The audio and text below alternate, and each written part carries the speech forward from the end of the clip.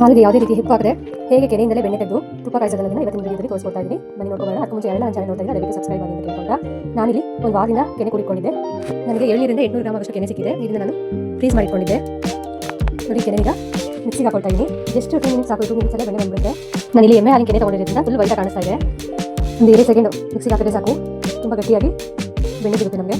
ನೋಡಿ, ಈಗ ಮಿಕ್ಸ್ ಮಾಡ್ಕೊಳ್ತಾ ಇದ್ದೀನಿ. ಮಿಕ್ಸ್ ಮಾಡಿದ್ದೀನಿ. ಇಷ್ಟು ಗಟ್ಟಿಯಾಗಿ ಬೆಣ್ಣೆ ಬಂದಿದೆ.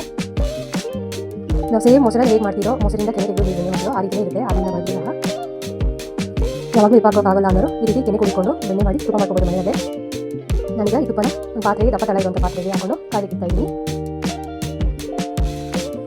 ಏನಿಲ್ಲ ಅಂದರೆ ತುಪ್ಪ ಒಂದು 20 ನಿಮಿಷ ಆದರೂ ಟೈಮ್ ತೊಗೊಳುತ್ತೆ. ತುಪ್ಪ ಕಾಯ್ತಿರುತ್ತೆ. ಬೆಣ್ಣೆ ಜಸ್ಟ್ 2 ನಿಮಿಷ ತೆಗಿಬೋದು.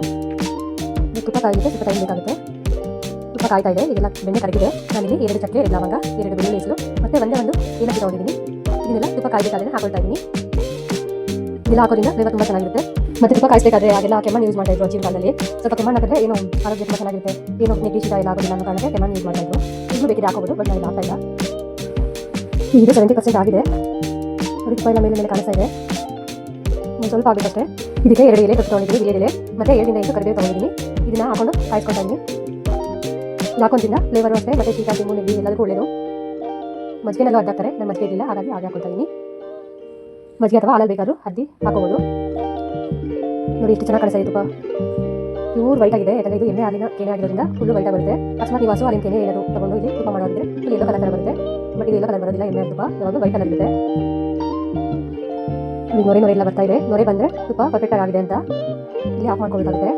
ತುಂಬ ಹೊತ್ತು ನಾವು ಹಾಗೆ ನೊರೆ ಬರ್ತಾ ಇದ್ದು ಆಗಿಬಿಟ್ಟರೆ ತುಪ್ಪ ಸೀದೋಗುತ್ತೆ ಮತ್ತು ಟೇಸ್ಟ್ ಎಲ್ಲ ಹೋಗುತ್ತೆ. ಹಾಗಾಗಿ ಅದು ನೊರೆ ಬರ್ತಾ ಇದ್ದಾಗ ಸೈಡ್ ಹೋಗಬೇಕಾಗುತ್ತೆ. ಆಫ್ ಮಾಡಿ ಆ ಬಿಸಿಗೆ ಏನಾದರೂ ಚೆನ್ನಾಗಿ ಕಾದ್ಬಿಡುತ್ತೆ. ನೋಡಿ, ಆಗಿದೆ ಇದು. ನಾನು ಸ್ಟವ್ ಆಫ್ ಮಾಡ್ಕೊಂಡು ಸೈಡ್ ತೊಗೊಳ್ತಾ ಇದ್ದೀನಿ.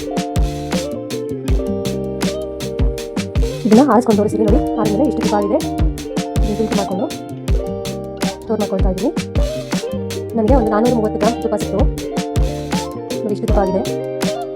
ಇಷ್ಟು ತುಪ್ಪ ನಾವು ಹೊರಗಡೆ ತೊಗೋಬೇಕಂದ್ರೆ 500 ರಿಂದ 600 ಪೇ ಮಾಡಲೇಬೇಕಾಗುತ್ತೆ. ಹೇಗಿದ್ದು ಹಾಲು ತೊಗೊಂಡೇ ತೊಗೊಳ್ತೀವಿ. ಆರಾಮ್ಸೆ ತುಪ್ಪ ಮಾಡ್ಕೋಬೋದಲ್ವಾ? ಖಂಡಿತ ನೀವು ಟ್ರೈ ಮಾಡ್ತೀರ ಅಂತ ಅನ್ಕೊಳ್ತೀನಿ. ಅದಕ್ಕೆ ಮನೆಯಲ್ಲೇ ತುಪ್ಪ ಮಾಡೋದಕ್ಕೆ ಟ್ರೈ ಮಾಡಿ. ಮತ್ತೆ ನೆಕ್ಸ್ಟ್ ವಿಡಿಯೋದಲ್ಲಿ ಸಿಗೋಣ. Thank you so much for watching.